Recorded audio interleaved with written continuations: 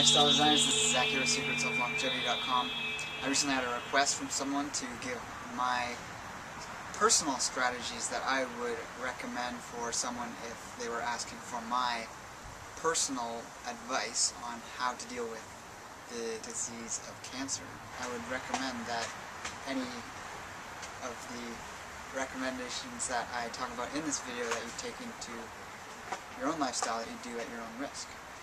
Now, this video is going to cover a very basic strategy for, I'm going to say, all types of cancer. And if you're wanting to be more specific, and there are more specific things you can do for different types of tumors, cancers, lymphoma, etc., that you could either talk to me about in private if you wanted to set up a phone consultation, or I'd recommend you go to one of the leading centers in the world that addresses these issues, where they have the most therapies available and the best and most qualified people to deal with that.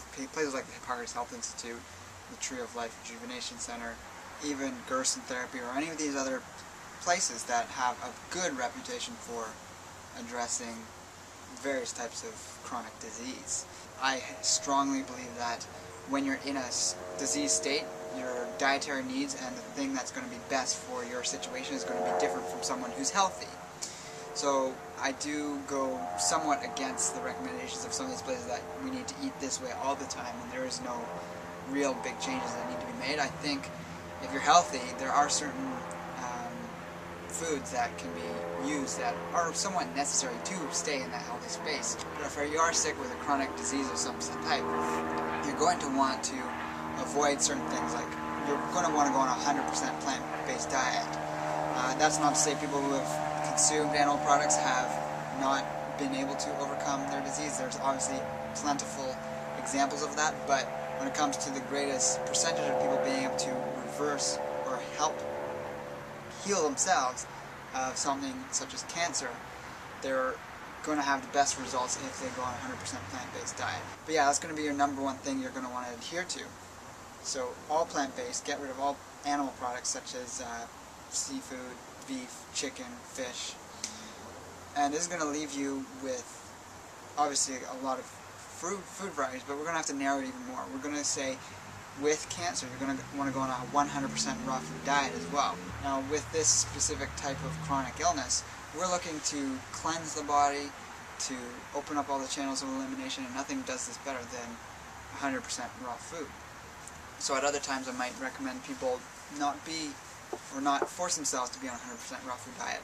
But for a 2-year period, from whence you've sort of cured yourself, then you're going to be looking at continuing this lifestyle or protocol for 2 years afterwards. And that's somewhat based on the Hippocrates Health Institute's view of things.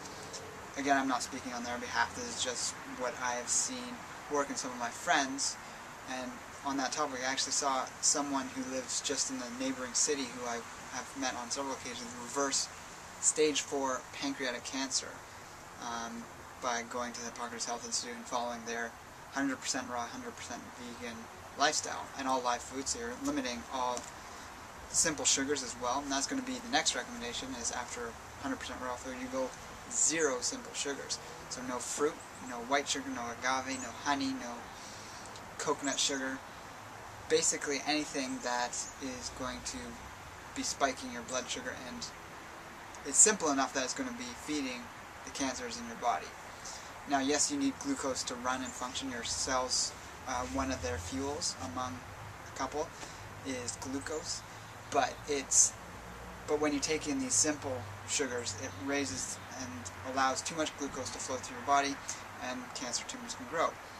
If you're an oncologist, you know that when they do certain tests, they put sugar in your blood, which flows through and actually is absorbed by the tumors or cancer growth much more readily than other parts of your body. And they actually, in this specific type of scan, they glow on the scan. They glow because they're taking out more of the sugar. And I believe they put a dye in the sugar, so it shows up on the scan, and they can see how much more the sugar concentrates around the cancer cell.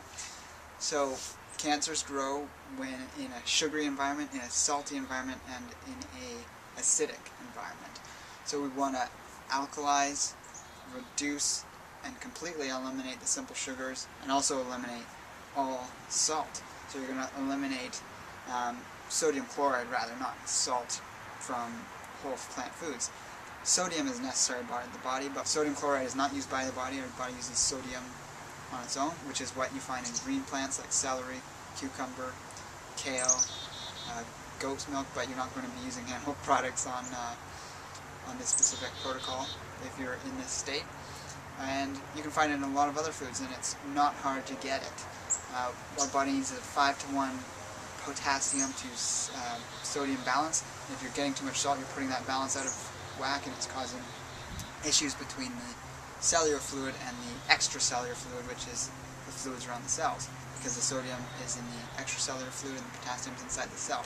Some of the other things I would highly recommend is getting tons and tons of sprouts into you in the form of sprout salads, almost entirely sprouts. You can add other vegetables almost as garnish to your salad, but get the sprouts in, and I've got video clips that I'll post at the end of this video. I'll put them as links to the other videos I've shot where I talk about how to grow your own sprouts if you're wishing to do that. If you have the money, you can buy them if you want to save the effort, but this is a must-do, because things like broccoli sprouts, which I don't actually have a video on how to grow that yet, because that's a hydroponic sprout you grow in your kitchen in a jar or some other way, but in referencing soil sprouts like sunflower, pea shoots, wheatgrass, and buckwheat, I have links to how to grow those, but in the future I'll also add the link in once I've done the video on hydroponic sprouts, which are the smaller, what they call salad sprouts.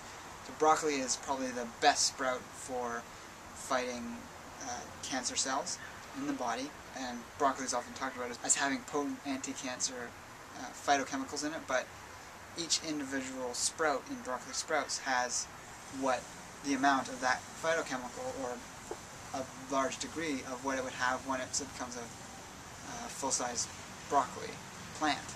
So if you're taking in a couple hundred of these sprouts on a salad, it's like eating a couple hundred heads of broccoli, so you're getting many, many times more of this phytochemical that's so potent at fighting cancer cells in your body. So this is a very high green diet if you're in this state. You are going to need to get some calories from a certain proportion of fat, and it's going to be a little higher than you would normally do, that I would even normally do in everyday life.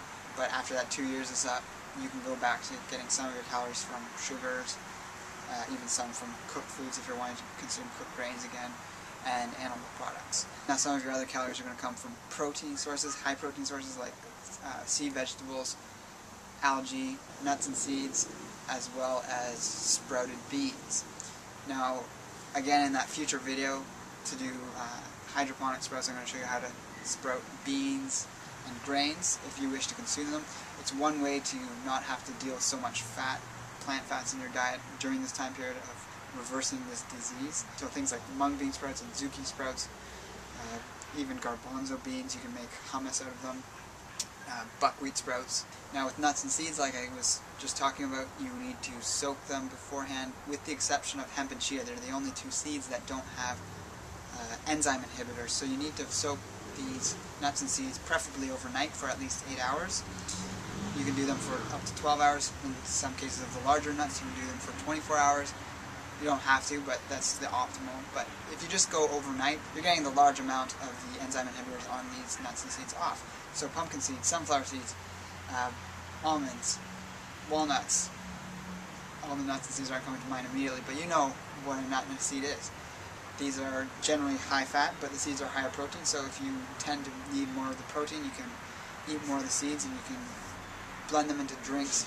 You can make nut milks out of them, or seed milks, and you can also blend them and make nut or seed pâtés with vegetables like carrots and celery. And you need a juicer usually to do that, or a blender. You can also consume like dehydrated crackers. I recommend against flax because it's so estrogenic and not ideal for men for sure, and for women it's not the greatest either. Chia seeds is a good alternative to that, to make chia seed crackers. And you're going to want to focus on the most potent anti-cancer fighting foods, such as wheatgrass, broccoli sprouts, pea shoots, some of the algae. Get some of those in for the blood sugar balancing protein qualities. Then you're also going to be wanting the therapies and lifestyle factors that are going to help you fight this health problem that you're currently facing with. That's just really a challenge. It's not a problem. A challenge is a good word to get familiar with, because we also want to start working on the mental level and change the way we perceive ourselves and the issues that come up in ourselves, and not look at them as such a big burden, but just something that is a lesson that is coming into our lives that we can face and correct. So exploring things that you wouldn't necessarily have had time to do before, like meditation, a really good exercise program that involves a significant amount of strength training, a certain amount of cardio if you're drawn to that, and that can be helpful specifically for raising the body heat of the body, which systematically also raises the immune system to help fight off any issues that are going on. Now, personally, I would also recommend, if you're able to afford it, to get a far infrared sauna. For many of the things I'm recommending during this video, you can check out the links below, and I've got links to some of these things if they're viable for you to use. So far infrared sauna is a dry heat. It's said to be the most beneficial in terms of not being too damaging to the body for if you're doing it for a longer period of time. And it's also the most fat-burning type of sauna, and it's the most immune-boosting and cleansing of pathogens in the body. So people that take infrared saunas compared to steam saunas, they looked at the composition of their sweat that comes off of them. And in a far infrared sauna, they're getting higher volume of dead pathogens in their sweat, so it's actually penetrating deeper into the body and drawing out these things that are being killed off, that are harmful. And so you sweat that out, and it's very cleansing to the body. So that's another thing, is you're cleansing the lymph system, which allows the natural cellular toxins to be sloughed off, as well as the potent environmental toxins that we're all exposed to today.